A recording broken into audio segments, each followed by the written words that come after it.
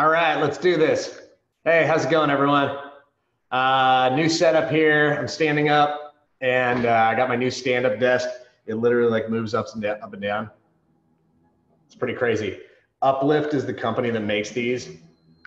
It's pretty amazing, but it was like the seventh or eighth level of hell, like putting this thing together. So make sure you're good with like the IKEA stuff if you get one of these things.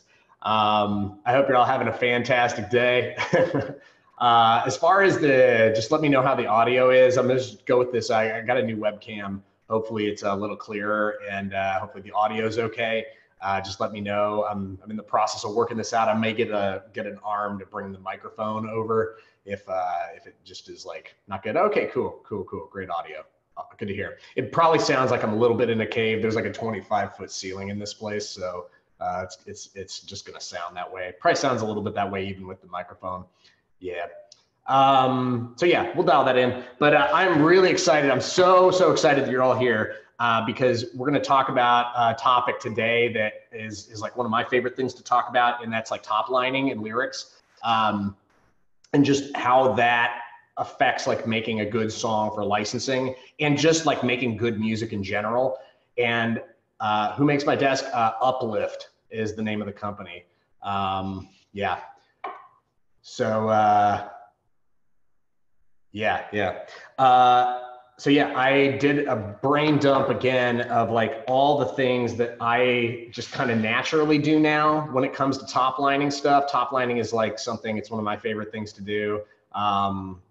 It's such a huge part of songwriting. So once again, just for anybody who it's just not quite like settled in your brain yet, like the whole term top line, a top line is basically the vocal melody married with the lyrics. So thanks, yeah, totally stand up. And I'm able to do yoga here while, and you guys probably won't even notice, you know, be standing in tree pose until I fell out of it. And I've got a balance board too. I'm actually like, I don't want to break my neck, so I'm not going to do that right now. But yeah, so it's so distracting to me, like checking out the chat, but it's okay. Yeah, so I'm gonna go into all these different things that just like as I was doing, me and a co-writer, actually we're probably gonna have her come in and we're in the process of talking about doing a specific listening session just for work tapes. And it looks like we're gonna be scheduling that sometime in the next week or so. And the guest that I'm going to be bringing in for that, hopefully, and crossing my fingers, is somebody that I wrote like 4 top lines in like 2 hours with yesterday. So it's like something once you get, there's a certain skill set with all this when it comes to top lining and just different tricks and techniques and things that I've learned along the way that I just want to like impart some of the things that I do kind of naturally now that I've like had like, I probably put like 10,000 hours into like just writing songs, co-writing.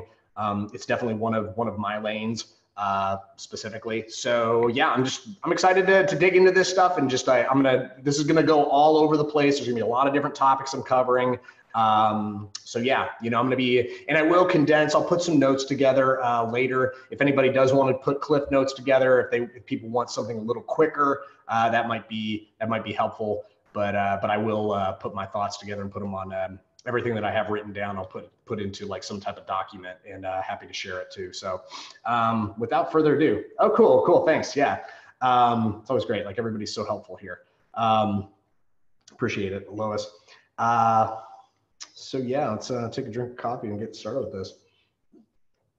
These are in no particular order. There's so many things I could talk about. So it's literally just like, where do you dive in? So the first thing I wanted to say, this is a trick I use all the time. I think it applies for like just writing lyrics. It applies for different like melodies and like groups of things. It also applies to production as well. Like anytime you have 4 of something, this is an interesting trick that I've found helps. It's kind of like a 2 + 1 + 1 rule. And it's the concept of it is that you want to have enough that's familiar in a phrase or in a section of a song, and you want to have enough things that are like different. It's always like songwriting is like this balance between like having things that repeat and having things that are different. So one thing that I like to do a lot is whether I'm just like coming up with like a drum loop or I'm coming up with some type of a vocal melody throughout a verse section, one thing I'll tend to do is I'll have like two of the lines will be like kind of the same melody, kind of the same, in the case of like production, it'd be like kind of the same groove. Then like one of the like set of four is going to be different. And then the other one, the last one, is going to be different from that one. So there's two of them that are the same, and then the other two are different from each other and also different from the two that are the same. So I find that really, it's kind of a cool, it's something that like forces you to kind of like, okay, there has to be like some familiarity and kind of things that glue things together. And then you give a little bit of variation so that things aren't boring. So you could have a really good, really hooky melody, but if you repeat that 4 times the exact same way, it's not going to be as strong. So in this way, it's like you're just kind of varying things up a little bit in an intelligent way. And it doesn't really matter what the order is. Like sometimes the fun thing can be like, you can have the two that are exactly the same in the beginning of it, and then the last two are totally different from each other. Or you could start out with one that's like different than the two that are the same. You can space it out any way you want. And that's part of the creativity of arrangement. That's where like you get to bring that part in it. Yeah, it can be the verse, but it could be like the chorus. It could be the pre-chorus. It could really, you could apply this trick to pretty much any aspect of songwriting. It's a pretty good one.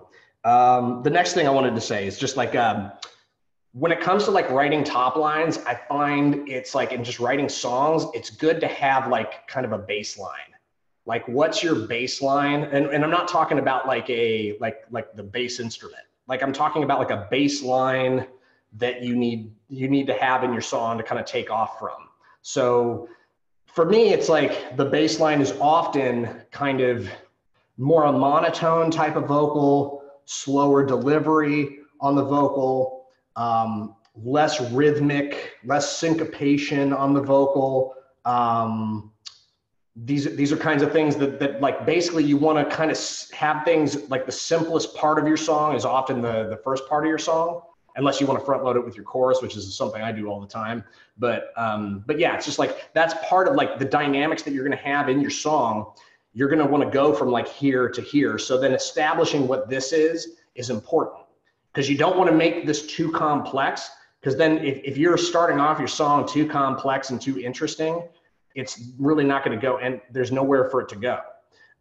So you got to kind of like figure out what's a sweet spot in terms of like the simplicity and like the, it's just like something that's a little simple at first and then it develops. So where do you start from? And I like to, like I was saying, like hooks are important throughout. You want to have all your parts of your song should be hooky, but like a simpler hook, like one that's a lot of times in pop music, it's like more of like a monotone type vocal where it's like they're literally singing almost the same note, maybe singing it a little different rhythmically in parts, varying things up. But yeah, that's something that I'm always thinking about when I'm writing a song, is like where I'm starting and making sure that I have enough room to go up from. The next thing is just like when it comes to top lines and lyrics, this is huge for me, is just keeping it conversational.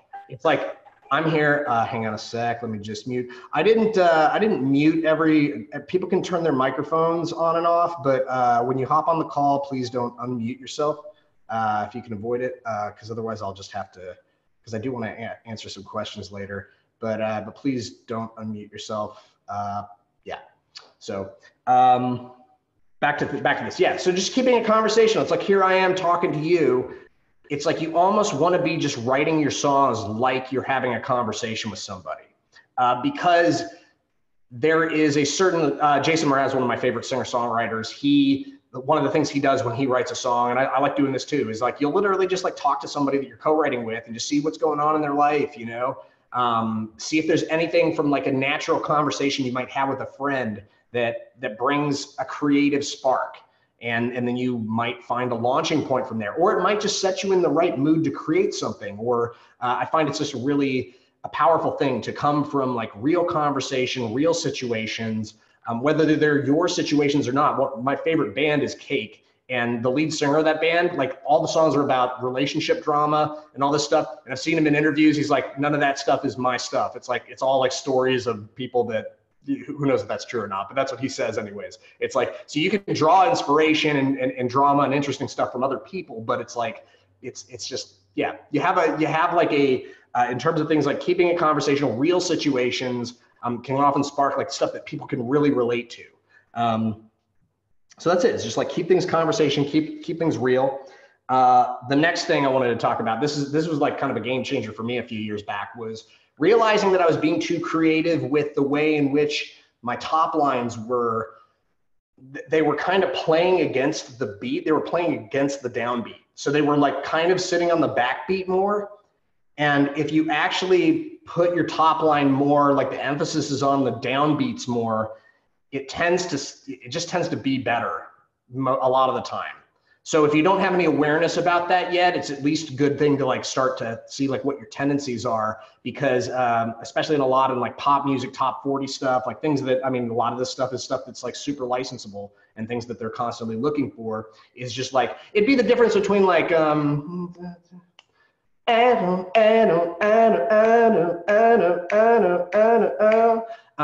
just like, oh, hey. So it's like a little bit more like on the nose, can be like stronger. It can be like a stronger way to write. It can be a hookier way to write. It kind of goes more with the pulse of the music. Yeah, that's my experience with that anyways. And I'm always kind of aware of that now versus like I didn't really think about that before. It's pretty helpful. So yeah, that's the next thing. And these are, like, I'm gonna say this last thing is like, there's no rules to this, but these are things that I've learned and I've incorporated them into my writing. And now that I kind of have awareness of them, then I can choose to break them when it seems to make the song better. Ultimately, that's our goal, is like to make the song the best it can be. So every decision that we make should kind of revolve around that. So your new camera is having trouble staying focused. Okay, cool. I think I'm just maybe moving a little bit too much. Let's see if we're doing this. It's part of the fun, I guess, of being able to stand up, as I get to gesture a little bit, but maybe I'm moving too much. So yeah, I'll try to, yeah. Oh, I do see it refocusing and focusing. There we go. Maybe if I just stay, that seems to be okay. So your strongest vocal emphasis should be on the one beat. Yeah, it's like, that's what I was saying, is like the vocal emphasis should be on the downbeats for the most part, but it's something you can always play around with. But listen to like top 40 stuff, and it's most of the time it's like the emphasis is on the downbeat. Next thing I wanted to talk about is, oh yeah, teaching the listener your song. So this is a huge one, because I know when I was not as experienced as a writer, one of the things I was always doing was like, oh, I got to be an artist. I got to be super creative, and I got to make every part of my song unique. And so that like people will see what a great artist I am. But I come to realize that like what that actually does a lot of the time, especially when I'm talking about like, so you'll have your verse and there's a melody with that. Then the second verse comes around and I'm already playing around with the melody of the verse. I'm playing around with some of the phrasings, like the different, I'm using like different numbers of syllables in certain parts of the verse. And then what happened, I used to think that was like super creative and cool, and sometimes it works. But I would say that probably more times than not, what it does is it actually makes it harder for the listener to understand your song, to learn the melody of your song, because what we want is we want to teach the listener our song so that it gets stuck in their head. And they're like, oh, that's really good. I want to hear that part again. But they're not going to have that response if you change it up constantly. It's like, I don't know, I'm trying to think of like a good example of this. This is just like a personal thing. I love the Counting Crows. I mean, some of their albums were some of my favorite albums when I was really young. But they live, the singer, I've never seen them live, but I've seen like live footage, and he just like basically totally changes the melodies of the songs and like changes the way they're sung. And for me, it doesn't work at all, because like part of what draws me in is like the brilliant songwriting and the repetition. Like, so these melodies that I really love, if I were to have listened to that, I probably wouldn't be into them at all if I had only heard their live music, because it's just so hard to like kind of pick up, because he's always like improvising pretty much every part of the song. It's just like what I've noticed with Counting Crows and the live stuff. So going back though to like this is a really important thing, is that if people don't know what your melody is, their brain has to work more than it needs to. And honestly, it sounds kind of lame, the whole spoon feeding thing, but part of the spoon feeding thing is like people like that because it's familiar to them. They want something that is familiar, and you're teaching them your melody that's hopefully super hooky and interesting and comes from the heart. And but if you're changing it up, it just makes it harder for people to remember it, is basically what I'm trying to say. So the day that I started really like paying attention to, oh, I used 5 syllables in the first line of the verse, the first verse, and I kind of like more stuck to the script that I created. Like you're kind of creating your own script when you're writing a song. And in a way, you kind of have to make an intelligent decision as to whether you want to stick to the script or deviate from it.